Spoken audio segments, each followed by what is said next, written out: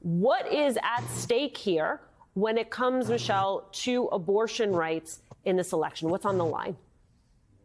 Well, what's on the line is whether people will die or be able to terminate their pregnancies. In Wisconsin, there have been individuals who've been nearly to death before their doctors feel comfortable intervening post-Dobbs. That is to say, in the state of Wisconsin, they risk losing their medical license as well as other kinds of punishments. But at the end of the day, this really is about health care, and it is also about basic fundamental rights, including the right to be able to live, thrive, survive in all of one's healthcare conditions. That's really what's at stake. And Barry, here's the thing. You are the expert on the state. What do we know about how the issue of abortion specifically drives voters in Wisconsin? It has been driving voters in Wisconsin since the Dobbs decision was handed down last June. The November elections, I guess it was 5 months ago, certainly energized Democrats around that issue. Tony Evers was reelected, and Senator Ron Johnson had the closest call of his time in office, winning by only a percentage point. Democrats and progressives have been laser focused on this issue since Roe v. Wade was struck down, and I think it's going to be a serious motivator in the April 4 election. Michelle, listen, Wisconsin, one of more than a dozen states that have banned abortions, leaving Florida as one of the only states in the South where women can still access care. But a Politico report exposed the fact that the state has issued at least $500,000 in fines to abortion clinics who have not complied with the state's 24-hour law. Explain how a law like that makes it even harder for both Florida residents, women traveling from surrounding states to receive abortion care. Well, let's set the health facts right, which is that a woman is 14 times more likely to die by carrying a pregnancy to term in the United States than by having an abortion. That's basic.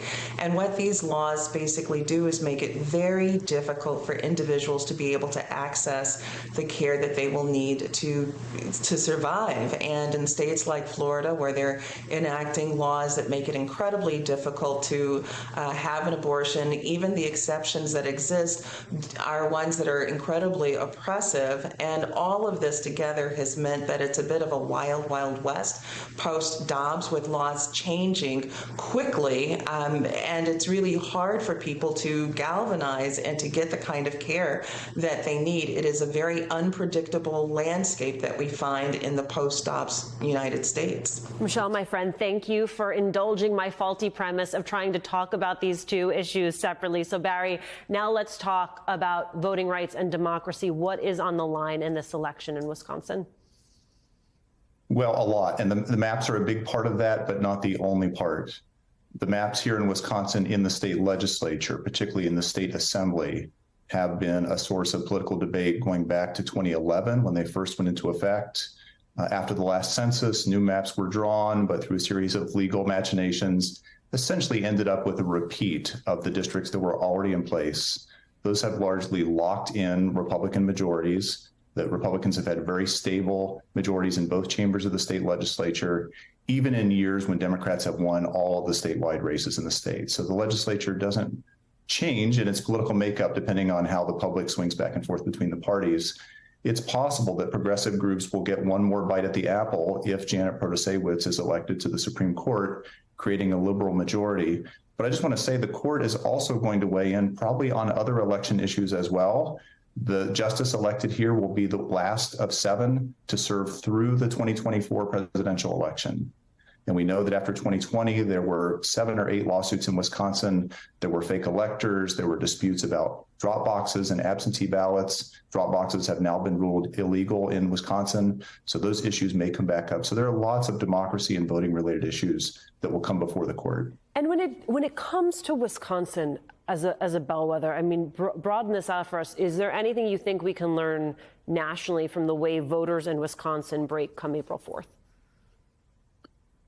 Well, it's a little bit of a test of the competing narratives. Democrats focused on abortion as a top issue with maps and some other democracy issues below that.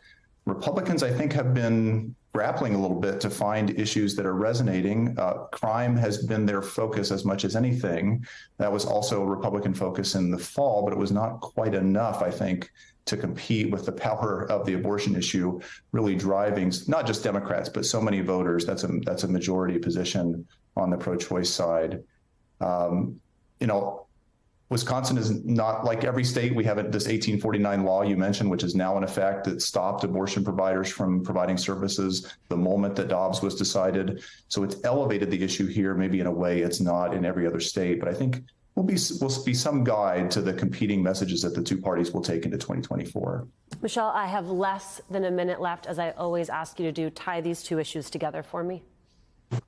Well, let me just say this. In Wisconsin, there's already been $30 million spent in this judicial election. It's something that hasn't been seen before, just that level of investment.